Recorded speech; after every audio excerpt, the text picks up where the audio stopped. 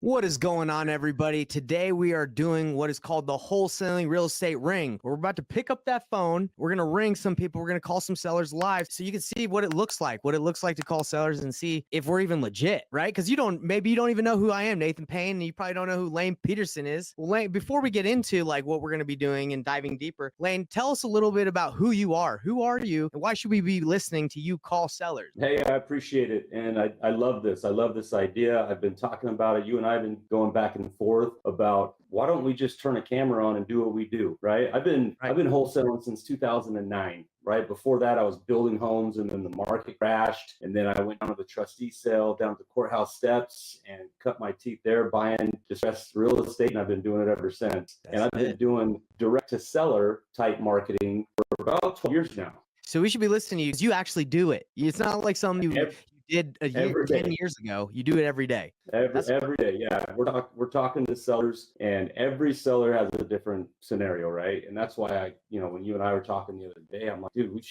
let's just jump on calls, just talk with sellers like we do every single day. And then we can dissect the phone call. We can see how, what we did right, what we did wrong, what was good about it. And then people can kind of see, hey, this is kind of how you navigate talking with sellers. My number one goal is to help people, because those people, the way that I do my marketing, those are inbound leads, right? So they are contacting me for some reason to sell their home. And so I try to maximize every possibility or every scenario to be able to help them, right? I like to load my tool belt up with every single tool to be able to help that homeowner. Whether you don't want to be a one-trick pony. You don't want to just offer a low cash offer and be done.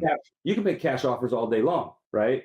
And a lot of times, cash offer is not the right solution for that homeowner. Right. And then you're just trying to manipulate and play tricks and trying to convince them to sell it to you cash. Or there's also novations, where you take it and go help them take it and sell it retail on the MLS. I love it. For everybody, that's Lane. For me, if you don't know who I am, my name's Nathan Payne. I've been doing this. I haven't been doing this since 2009, bro. I was in high school in 2009. But hey, it's all good, bro. That's why we get together. You got tons of experience. I've been doing this for about 6 years. And before I got into this, I was doing door-to-door sales, and I love just talking to people. I love talking to sellers, figuring out how we can help them. So my style of doing sales, just like yours, it's looking for the solution that meets the seller's needs. It's never pushing a cash offer on someone, pushing it and hoping they take it. We got to find out what they want, what their situation is, and then what's the option that works best for them. So I'm excited to do this. And guys, our promise today on this call and our weekly calls, because we're going to make this a weekly thing. We keep getting the support and the love from you guys. And our promise is to show you exactly our sales process. We're not here to fluff it up and just talk the whole time, just me and you. We're really going to make some calls. You guys are going to see what we do. We're going to educate you guys. We're going to write down the rules of what's the first thing you do when you call, right? What's the first thing? It's obviously picking up the phone, but we're going to go deeper into that. Like, how do you address the conversation? We're going to go into that, right? I'm going to be writing while Lane calls, and I'm going to call, and he's going to be, typing stuff out. So that's our promise to you guys, that you're going to get better at sales. Because Lane, tell me, is this true or not? This is a sales game too. It's a marketing game, but you need to be good on that phone. If you're in the wholesale business, it's marketing and sales. That is the type of business that you have. That's it. People like this. People like to say I'm a real estate investor when I'm wholesaling, but no, you're not. You're marketing and you're sales. Now, is that a phenomenal avenue to get into real estate and start buying real estate? Yes, 100%. I think that's the best way to get into real estate, is start wholesaling. But as a wholesaler, you are marketing and sales. And what I like to say is you are a problem solver. You're making dreams come true. You're helping people. Yeah, or helping them out of nightmares. Exactly. Right? Exactly. Yeah. They can be in some tough spots. Problems. So what you guys can expect, this is the plan for the call today. Okay. So what you can expect today is we're going to be making some live calls. We're going to be dissecting some deals that Lane has. I'll be talking about a deal that I have right now that I'm potentially going to be making 90K on, which is nuts, but we're going to be dissecting stuff like that. So that is the plan. That's what you can expect. And why should you listen to us again? It's because we do this every day. We're not just out here trying to educate and not do the business. We do the business, and we want to help you guys do more deals, because we also know that we can do more deals together. If you guys have opportunities that you're like, man, I don't know what to do, we can help you do deals. That's another thing that comes from doing calls like this. And that's why I have the Painless Flipping Academy that, you can see at the bottom. That's why we want to help you guys do more deals so we can do more deals all together. So Blaine, without further ado, is there anything you got to say before we dive into your first deal, and we can dive right in and chat about it? Anything you want to say? I've got quite a few leads that need to be called, and I can kind of give you a brief explanation of the type of lead, because I do multiple strategies. I do a lot of PPC, which is pay per click, right? Your Google ads that you're paying Google. Somebody searches, I want to sell my house fast, they find you. So I have PPC. I also have PPL, which is pay per lead. There's companies out there, they're third-party companies that are doing all the advertising for you, and then when they get a lead, they sell it. I currently, right now, I'm using a lot of LeadZolo. LeadZolo is they've fire, proven huh? to me to be, yeah, they've been great. They've just been the best leads. They're 100% exclusive, and they've proven to me to be the best type of leads. And then we also do a little bit of cold calling and a lot of JV stuff.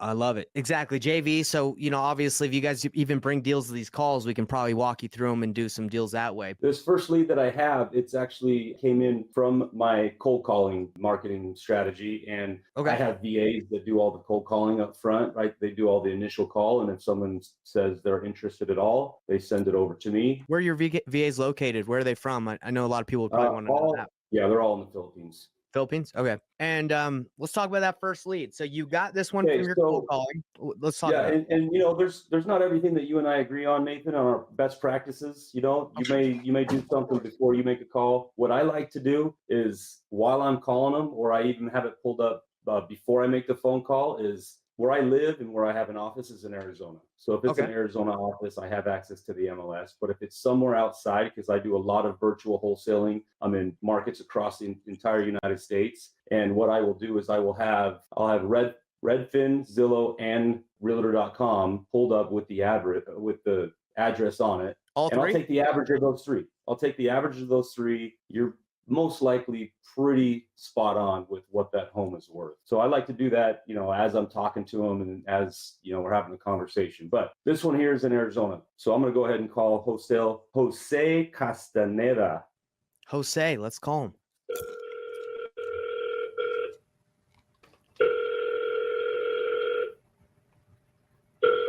Your call has been forwarded to an automatic. I call him 3 times back to back to back. That's right. That's right. I was going to say, let's address that when they don't answer. What do you do? 3 times. And then I move them over in my CRM, and they get a text message from me. What CRM are you using? Right now I'm on Go High Level.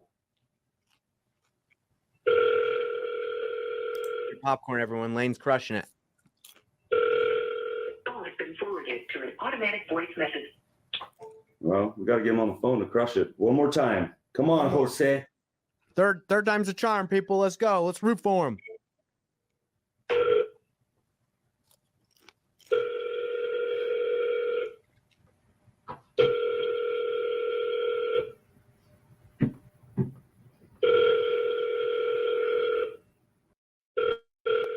Your call has been forwarded to an automatic voice.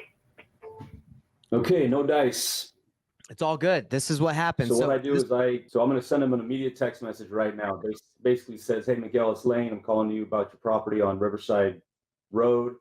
Sorry, I missed you. Please let me know when a good time to call back is, or you can give me a call back at this number. All right, let's go through this process, because this is good for people. He's already talked to my VA, so this isn't 100% a cold call. Okay, so let's talk about this process. You're calling him. He doesn't answer. You call 3 times. 3 times, everybody. And if he doesn't, you move him over in your CRM. He automatically gets a text. And what does the text say?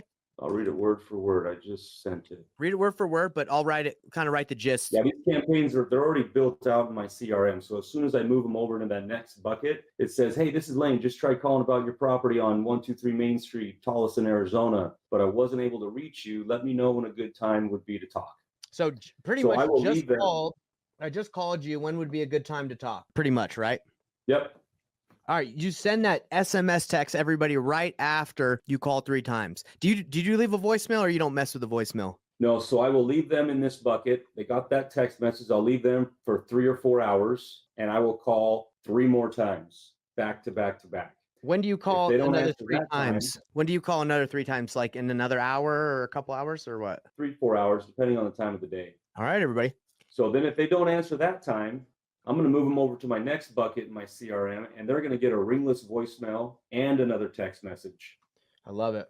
So you're really trying to get a hold of this guy as much as you can. That's the goal here. Yeah. If this was an inbound lead that someone had filled out a web form on my PPC or my Google Ads, Okay. it is super important. Speed to lead is super important. The longer that lead sits in your CRM or sits there uncalled, the colder it's going to get. So we try and get to ours within 60 seconds. Amazing. And that's everybody you need. If you're going to be paying for leads, it's like he's saying, speed is the key. Or I'm calling it and they might already be able to be like, well, I don't want to talk to any more people. I just want to get it done. There it is, guys. So far, call 3 times. If they don't answer, you're going to send a text saying, hey, when would you be a good time to talk? And then Lane's calling in another 3 hours, the 3 process again. I call it I do the same thing. It's called the 3-piece combo. Call 3 times, leave a voicemail, a text. I even send an email too, if I have their email. Yeah, that is part of ours. We do it if we have their email, that's going out within in the second bucket. I love it. I love it. Let's talk about that guy. If you were to call him, did you already kind of know what you're going to pitch, or were you just going to kind of flow? So I have a little bit of information from my cold caller.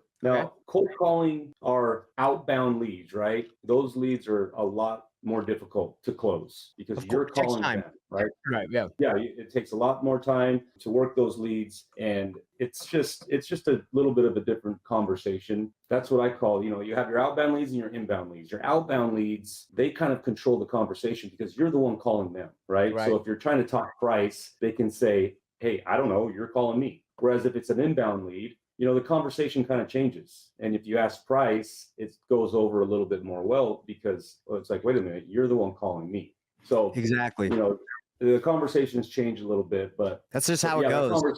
That conversation would be discovery. The first thing on that call is discovery. Try and find out those 4 pillars of wholesale, right? Which is price, motivation, timing, and condition.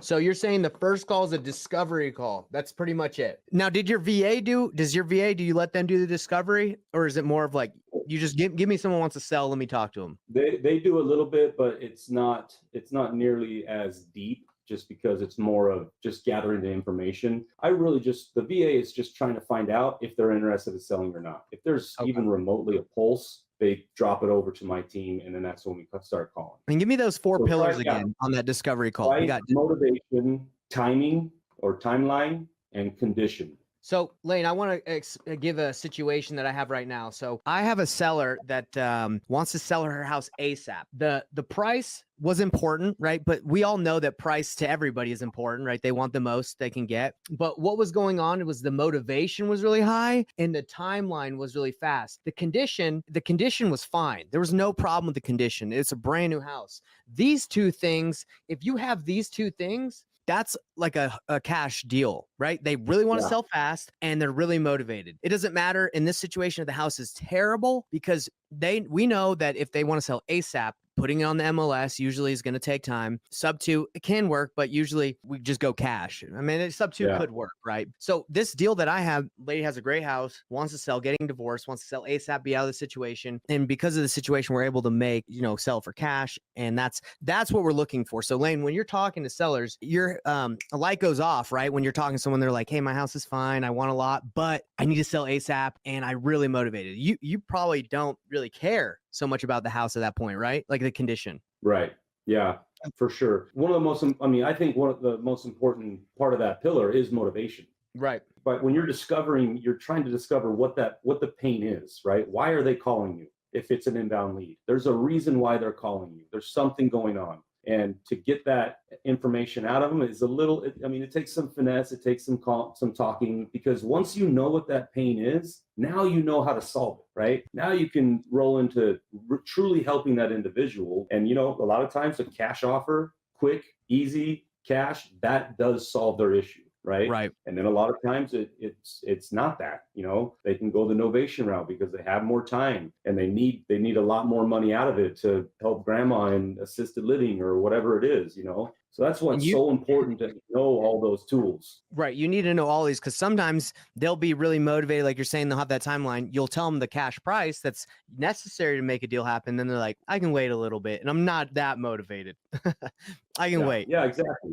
People don't need to get overwhelmed that maybe they don't know all these strategies at first, right? You're getting in it and the only thing you know is cash offer. That's completely fine. If you have situations that your cash offer isn't working, but you know that if they had more time and they got a little bit more money, you could get a deal done.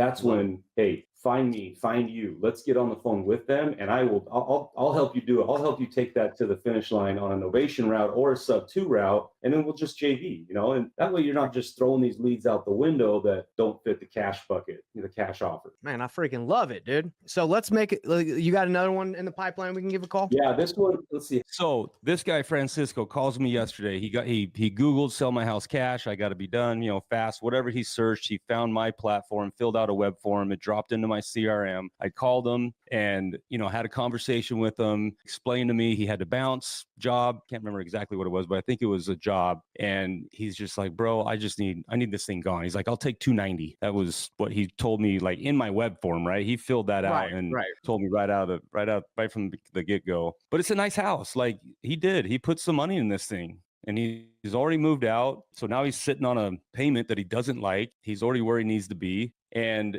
I look at it and I just have a very direct conversation with him. And I said, Francisco, you're listed at 340 and it's not selling. So a cash offer of 290, it won't work. Like that's too close to what you're listed for, because if I go and pay 290, I mean, I might not end up selling this thing because 340 obviously isn't getting it done. Is it going to take 300? Yeah, there's no spread there. Then I'm really losing. I said, so like, what's a realistic number that you could do? He's like, I still owe 235. I said, okay. I said, well, yeah. So instead of taking a huge haircut, have you ever considered selling your home on terms? He's like, well, what's that? What's terms? I said, well, basically you sell it to me for a price. Let's say I'll pay you full price. I'll pay you $340,000. I'm going to give you a little bit of a down payment. And then the remaining balance, I'm going to pay you out over time. That way you don't take a huge haircut right now by selling it cash. You're going to make a lot more. And we figure out what works for everybody, works for you, works for me on that time frame that I pay you out over time.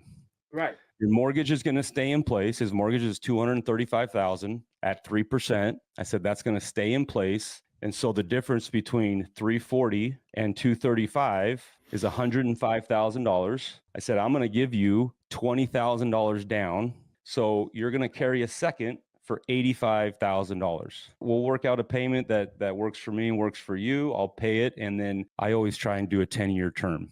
So always, right? You don't want to go too short. I said, I'll make payments on this for 10 years. And then at year 10, I have to pay you off the entire balance. He's like, dude, I'm down with that. Like that works. It gives me some cash and I sell it for the higher price. And he's like, I'm totally down with that. He said, but, and I'm like, oh boy, what? Oh, what's the but? He's like, my insurance went way up. And so my payment on this thing is $2,000 a month. I was like, what? And I said, is it cash? You only have a $235,000 mortgage at 3%. You should not be $2,000 payment. Yeah, he's got to get a new insurance company. It's the homeowner's insurance. The homeowner's insurance, he apparently had a lapse in homeowner's insurance, which I don't know how he did because the lender's the one that makes sure you have it. So he had a lapse in homeowner's insurance and the lender put on what's called it's a force policy. And it's a very...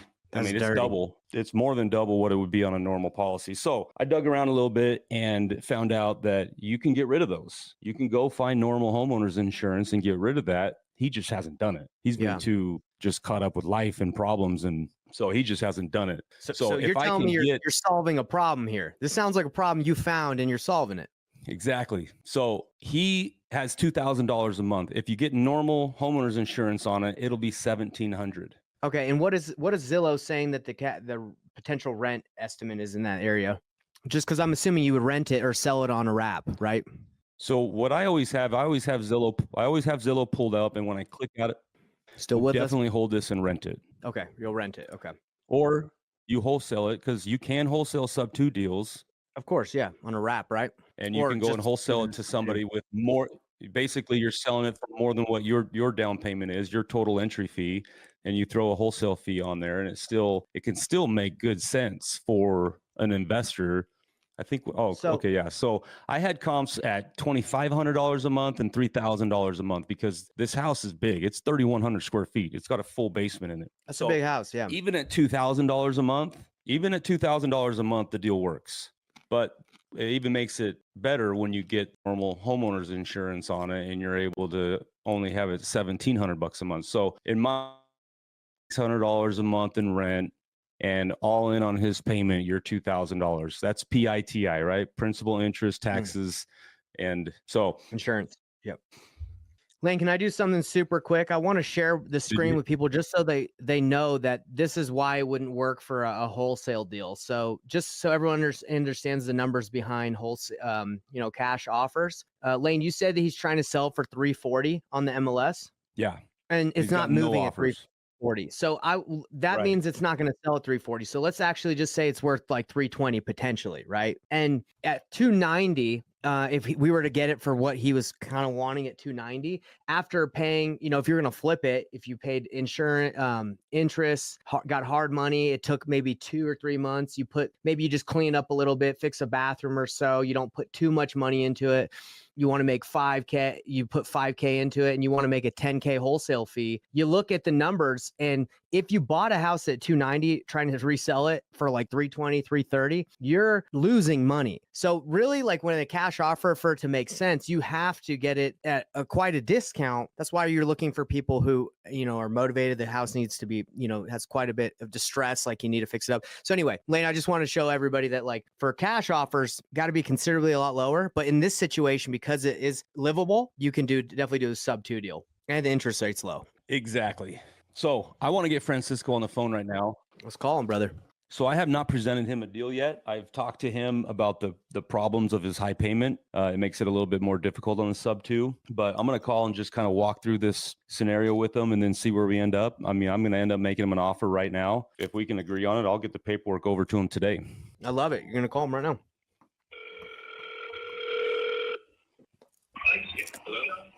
Francisco, hey, it's Lane again. How are you doing? How are you?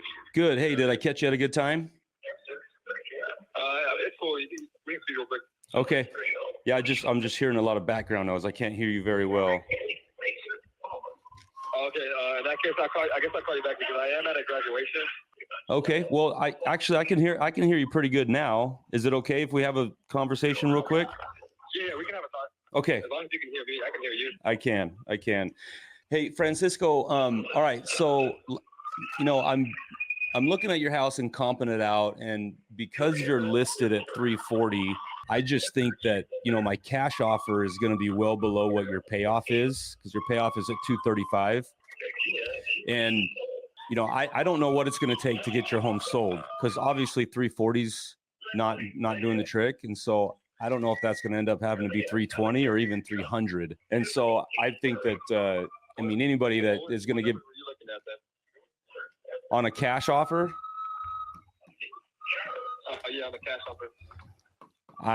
Honestly, I don't even think it's worth talking about, because I don't want to offend you, and it's going to be well below your payoff. But it would be around like 205,000. Yeah. So obviously, The only option we have. no. Remember we talked about selling it on terms. Yeah. So this is what I can do, even though your payment's a little high for what it should be because of the insurance. So if we have to leave that insurance in place, what I can do is I can give you a much higher purchase price. I can come in with a little bit of a down payment, right? And then I'm gonna be responsible for making the payments on your loan. So that'll come off of your plate. And then the purchase price that I could do is basically, I can do what you have it listed for. And so then that difference between your mortgage and the 340, we would just have to put a term on that. And the term that we would want is about 10 years.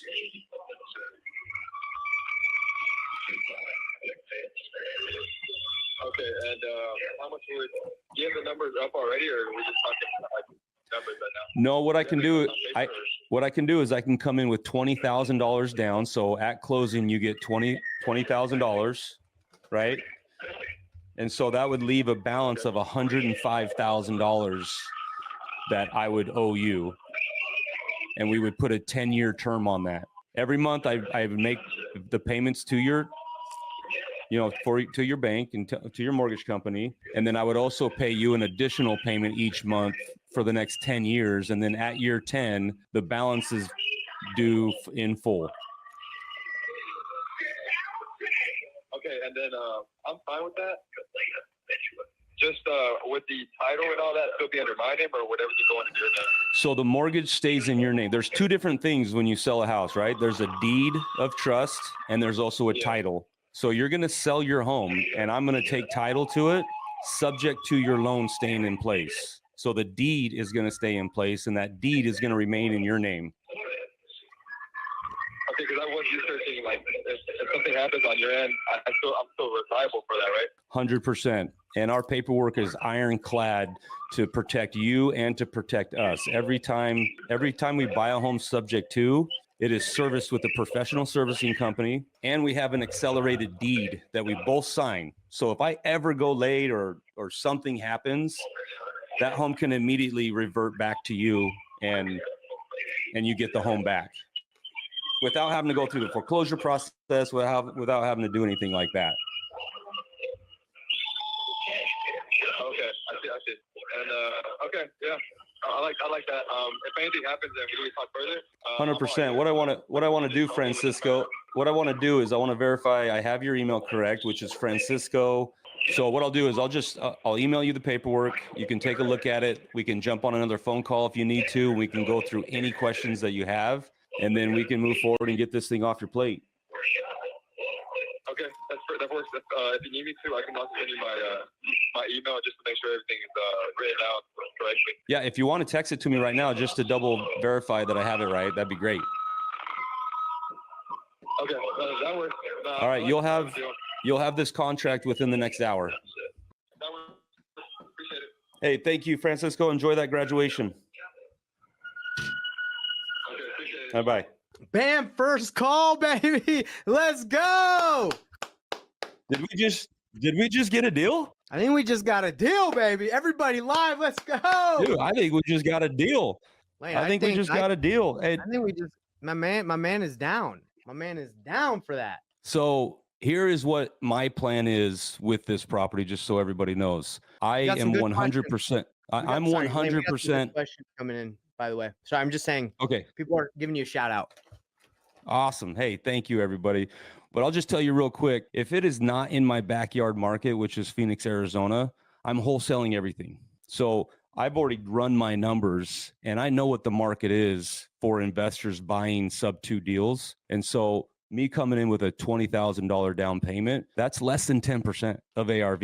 I know I can go sell that for close to 20% of ARV. Because if you look at it, an investor that is going to buy it, the cash flow's there. They have a 3% interest rate, which I may never see that interest rate come back in my life. I don't know. We'll see. I mean, that is an asset. And so for them to get that with less than 20% down on a property, investors love it. So I think, in my opinion, I think that I'm going to be able to wholesale that thing for close to $50,000, $60,000 entry fee. That means you make 40 because you're giving him 20. Correct. If I get 60, I might go a little bit lower just to make it more enticing and a better deal for one of my investors. And by the way, everyone, the way this works is if Lane gives what's this guy's name? Francisco. So if you give Francisco 320 purchase price with 20K down and you want to wholesale to someone, you would have to increase the purchase price by your wholesale fee, the down that you're going to add on top of his down. So for example, if you're giving him 20K down at 320 and you want to make 20K, you would sell it to an investor for 340 because you're adding 20K to the purchase price and you would increase the down by 20K. That's how we get paid when we wholesale subject to deals, is by increasing the purchase price and increasing the down. All right. For everybody that doesn't know how to do that. So there's a couple questions that came through. Elaine, do you mind if I rattle them off and you answer? Nope. Let's go. So this is one that I had. Are you planning on just taking his payments over for 10 years and giving him anything additional, like a nugget on top? Or are you just going to say, hey, here's 20K, you're going to get a payoff in 10 years? What was your plan on that? So if you noticed, I did say that, but I didn't give him an amount right now because of course. I want to make sure 100% I can get better homeowners insurance on it. If I can't lower that $2,000 a month payment, there's not a whole lot that I can pay him. I can probably afford to pay him about $100, $150 a month. So that would put my all in at $2,150 a month. And then I'm renting it for $2,500. And people look at that, they're like, oh, you're making $400 a month. Well, no, you're not. Once you factor in vacancies, maintenance, management, turnover. Yeah, 8% management fee. There's really not a whole lot of cash flow here. But a savvy investor, someone that's trying to build wealth, they love it because they can buy that asset for $50,000 entry fee, and then they can depreciate it on their taxes. And then also it's going to appreciate while they hold it. That's how Yeah, the you're wealth not- get wealth. It's not on the cash Yeah, flow. Yeah, in 10 years, you don't think that thing's gonna be way more worth more than 320? I love it.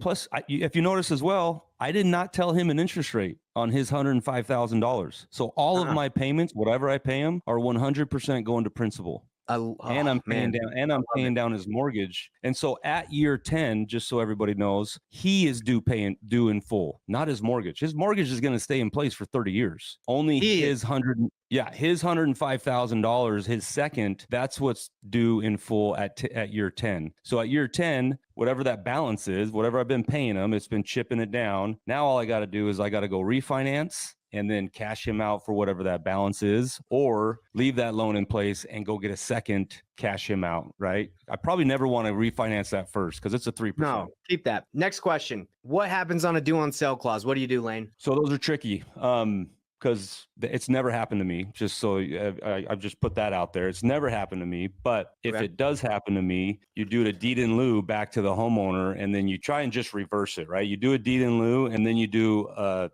land contract. Contract for deed, land contract, any Contract of those, right? for deed. Then it goes back into their name, but then you do a contract for deed, which you're still buying it. It just takes the title out of your name. Which there's always ways to get around it, guys. That's why when they're saying they're going to outlaw the assignment, it's like, well, there's going to be lots of different ways we can get around it. We can do trust. We can do it through LLCs. We can do double closes.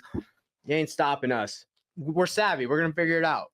All right. Next question. I had someone ask about the calculator. Guys, anything that I'm using in these calls, it's in the academy, and you guys can all check it out. And there's a 15-day guarantee, money back guarantee. So if you go in, you pay $97 and you're like, yo, this sucks. I want my money back, Nate. You're the worst. Just ask. We'll give you your money back and you can keep the calculator. All right. But I'm sure you're going to love it. But yeah, that's where my Excel spreadsheet I showed you guys is. Let's see what else we got. A question. When you guys are paying Francisco through a servicer, he can get another loan after a year, right? But who gets the interest and depreciation deduction? That's a good question. If I understand correctly, he would still get it. He could still get it because it's in his name, correct? No, he sold it. And so me as the buyer, I am going to get that. So the servicing company, so we use a servicing company. We pay our entire amount, the $2,000, right? Or if it's $2,150, right? And then they pay the mortgage and then they pay him. If he ever goes and gets another loan, that loan is still going to be on his credit. But because you're using a professional servicing company, the underwriter of whoever he's getting his loan with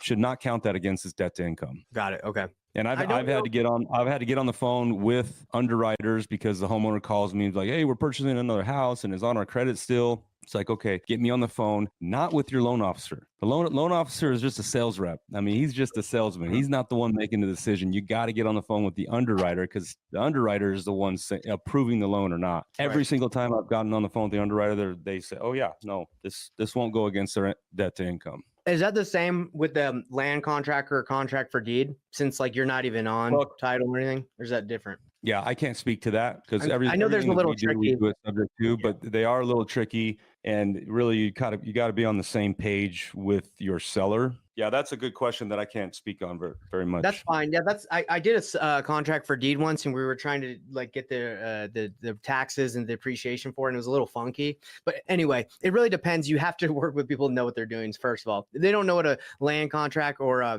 contract for deed or any of this stuff is, you should get someone that does. Yeah, but 100% on these sub 2 deals, you can take the depreciation and the interest right off. Lane, I hope you don't mind me eating popcorn, man. I was just enjoying the show. I love it. This has been fun just to watch. You go to work, and what I'm trying to do, Lane, is when I'm not calling, I'm trying to write out the steps. So let me kind of write the steps that I saw you do on your call. So you first said, hey, did I catch you at a bad time? Are you free? You didn't just go right into, all right, Francisco, here's what I got for you. You wanted to see where he was at. And he was at a graduation, but you did a good job because you wanted for the call, you wanted to get everybody. I could see like, let's just make it live. But anyway, good job. That's how I start all my calls. Hey, did I catch you at a bad time? Are you good to go? Because you don't know what they're doing. You don't know if they're at a graduation. Yeah. So yeah, and you could lose their attention. 100%. And we didn't really know if he was listening, but he said he was, because he said, yes, I am. So Yeah. we're good.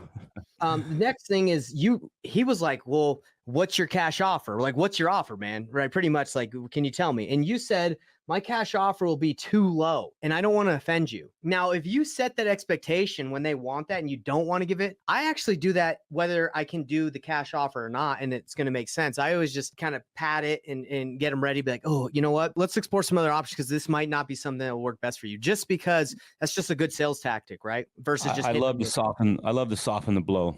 Exactly. So Lane did that for us. And then you went over your sub 2 option. You did it. You explained it very well. You explained like, hey, we're going to take over your payment. I'm going to get you some money up front, and then we're going to pay it all off in 10 years. And, no pushback. And usually, guys, this is what happens when they're not getting a lot of love. They're like, hey, look, they're pretty much like, let's go. Right. I'll take it. So good job. And then you said, hey, you want to confirm your email? Let me send you a contract. You're going to have it within an hour or so.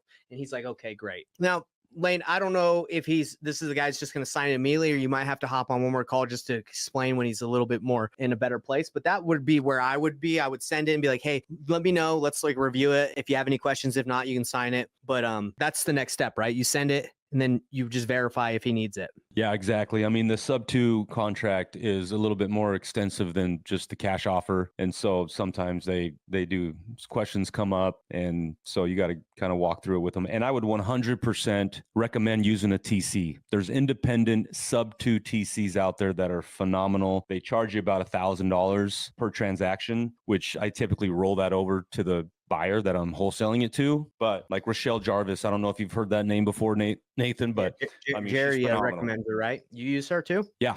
I actually knew her back in when she worked for a brokerage here in Arizona, and back in like 2010, she was doing REOs. Bro, everybody's so tight knit in their AZ, man. Everybody knows each other out there. Yeah.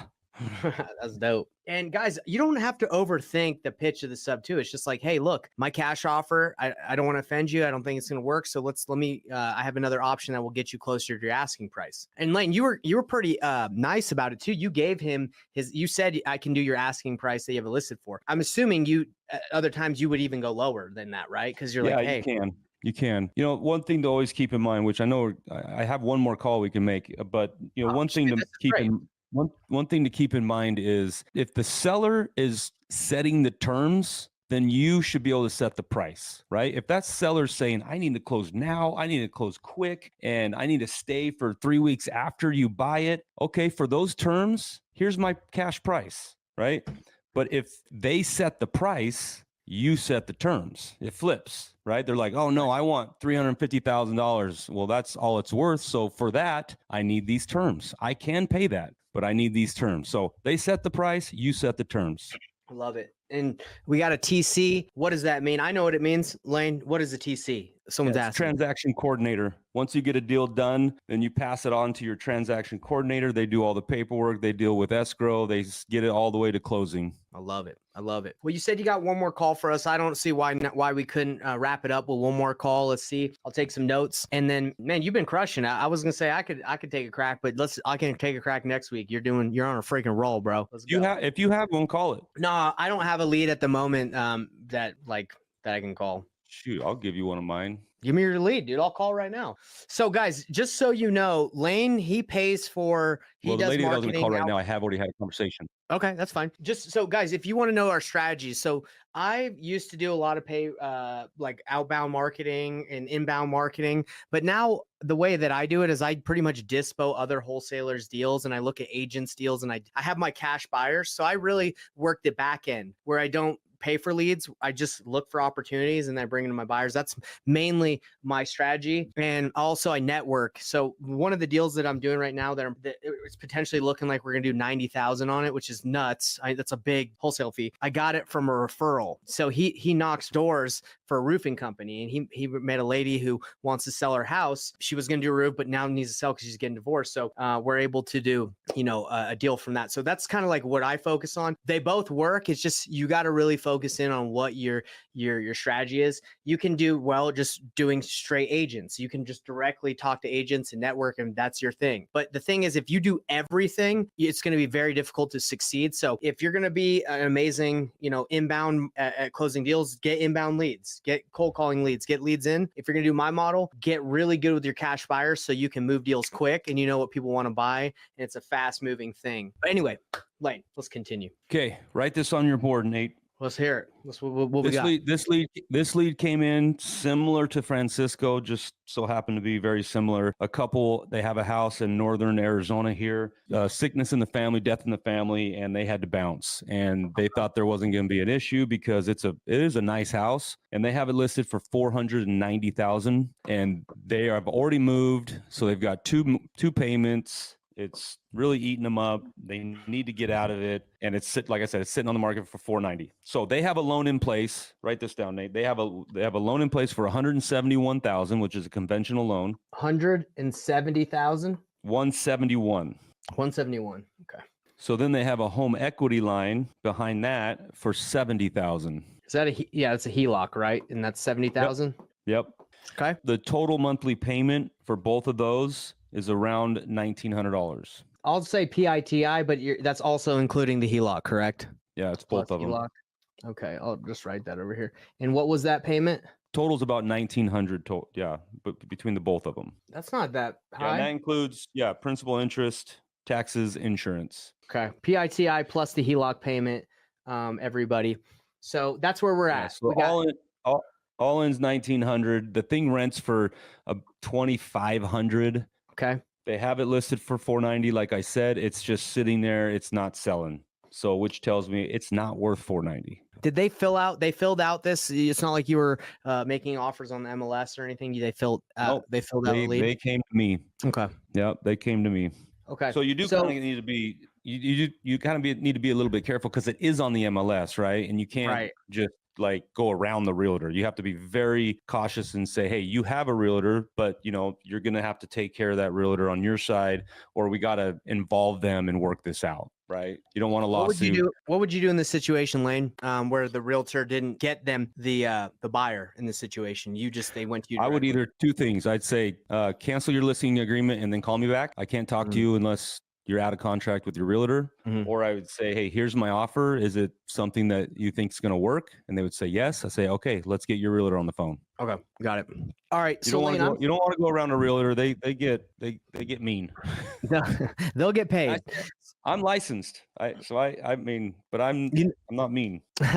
So Lane, we got about $600, and I don't want to say like cash flow because we all know like there's going to be some expenses involved. So when you look at this and you see that there's 19, you can rent out for 25. Are you immediately thinking like sub 2, or are you thinking cash deal? Like where's your mind go? So I'm going to have a conversation. I already did throw the sub 2 out there, and they weren't really open to it. They want the loans out of their names, off their credit, and so I'm going to have the conversation with them again and give them my cash offer and see what happens. Lane, quick question. Do you think they're probably not open to it because they have so much equity from 171 and they're thinking it's worth 490? So they want their like $200,000-$300,000 of equity. Yeah. So those are kind of tough. I don't know if you've seen that too, Lane, where it's like they have 300,000-400,000 equity. They don't want to just accept 20 or like 30. They want all of it. So then it's like, well, if I give you cash, you're going to take a huge haircut. So there's that in between. That's where the novation comes into place. But if it's already listed, it's already listed. So novation's out. Novation's out. We got 3 options, right? We got a cash offer, we got sub 2, and we got novation. Novation's out. So we're either cash or sub 2. Okay. All right. Let's give them a call, brother. This call is brought to you by Kirkland Signature Sparkling Water. Just fine.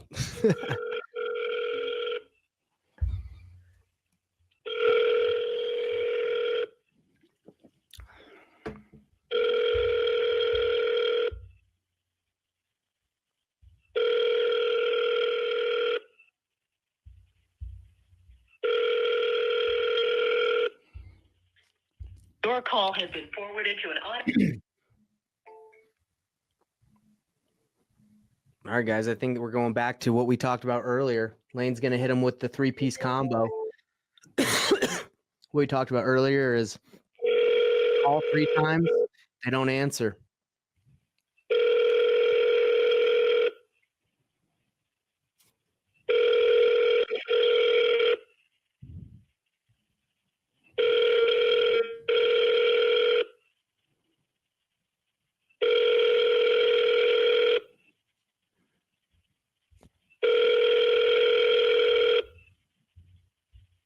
Your call has been forwarded to an automated voice messaging.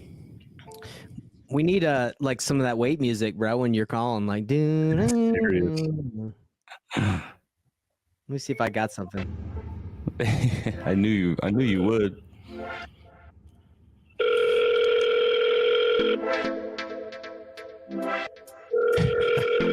You hear that? Yeah.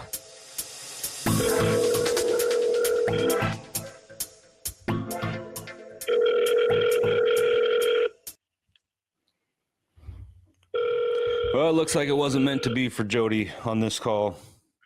Well, it's all good. We know you put in the work. Yeah, when we call anybody and they don't answer, we hit them with the 3-piece combo. We call 3 times if they don't answer.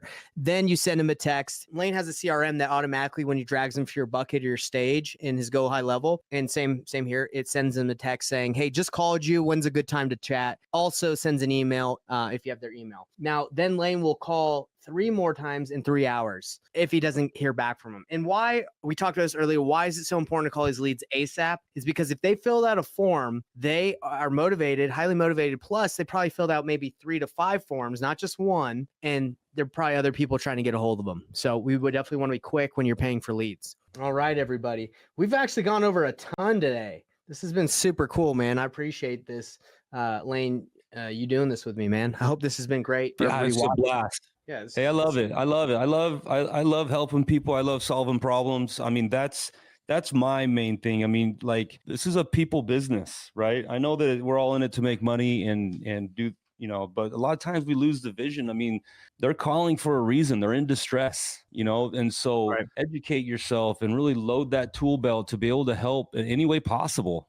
Find a solution. Be a solution person that's why they're coming to you. They've got issues. They're in distress and they need help. Well, Lane, we've had some people watching the whole time, and that's freaking awesome. I want to ask the audience, I want to ask everybody watching us, what are your main takeaways? I want everybody that's watching this, if you can, just type what you learned from today, what you got out of it, because for us, that's what's most important. We want you to walk away from this and be better at calling, better at negotiating, better going through deals. That's what we promised you guys at the beginning of this call, that you would see our sales process, how we go through things, and we want to know your takeaways. So go ahead, type that in, and also it really helps us to grow our channel and our stuff. If you guys, wherever you're watching this, if you just give this a like, because that's the way that social media works now.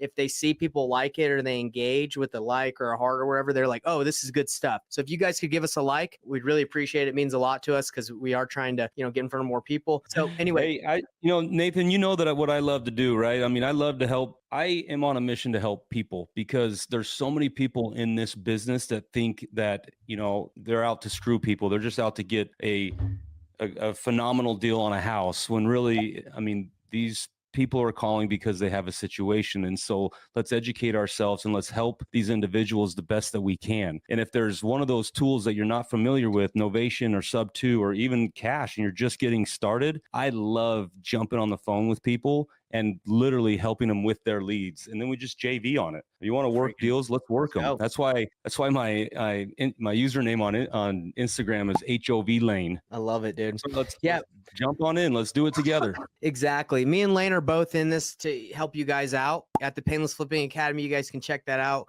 We'd love to help you. We'd love to help you on these calls. Continue to come on these. Hit up Lane at his Instagram at HOV Lane. We've had some awesome stuff coming through, some things that people have learned.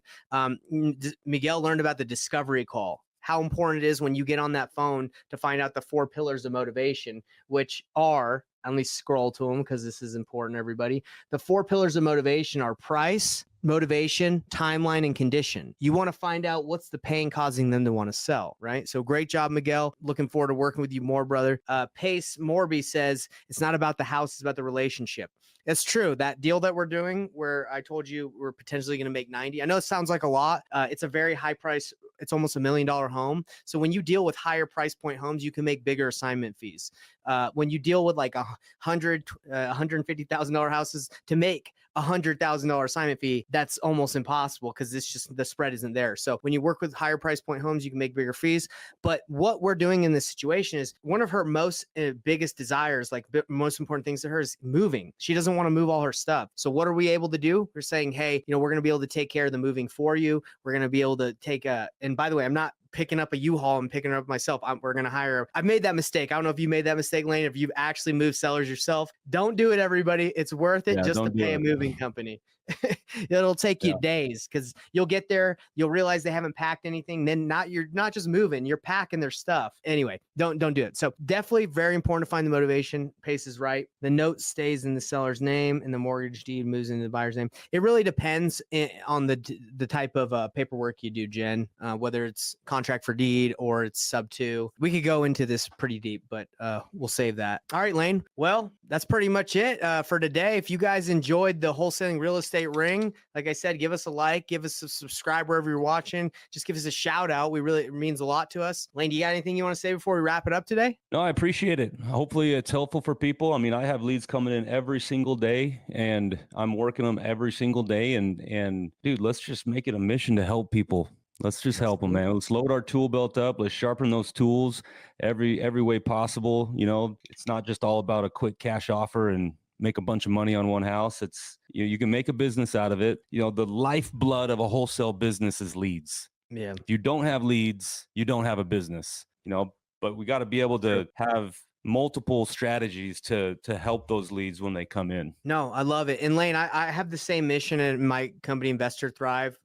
It's to help people not only succeed in their businesses, but also in their personal lives. And Lane, I want to say something that, like, for everybody, and just so you know, I see the reason why you're successful at what you do is you're not only trying to improve yourself in the business and sales game, you're trying to improve yourself in your personal life. I can just tell you care about other people. You love other people. You want to help. And that translates to success in business. Like, am I right? Like you probably do a bunch of self-development stuff outside. I think I saw on Facebook, like, you do a cold plunge. Is that like, got one in my backyard every morning. So that's like the stuff they don't see, Lane, that like a lot of people that they don't really see the work that goes in outside of just the business. Like, business is a mental game. So you got to be aware, you got to be alert. So you're doing things outside. So that's our goal, guys. We want to help you in your businesses, but again, we want to help you outside as well. And as long as you come to these calls, our goal and our promise is to help you guys succeed. So that's it from me, Lane. Thank you so much. I appreciate it. Let's do it again next week. I'll have leads piled up. All right, everybody. We'll see you next week. And obviously, you know where to find us if you want to chat before then. All right. See you guys. Hey, everybody. What's up? It's Nathan Payne. And for the first time ever, we just released this insane training bundle that has literally everything that I've learned from doing a combined 4,000 deals in real estate, all from starting with absolutely no previous business background experience or any real estate experience. Plus, there's over $19,000 worth of free gifts that we're throwing in, all for an insanely low price. If you want to get your hands on this, be sure to click the first link on the description below right now.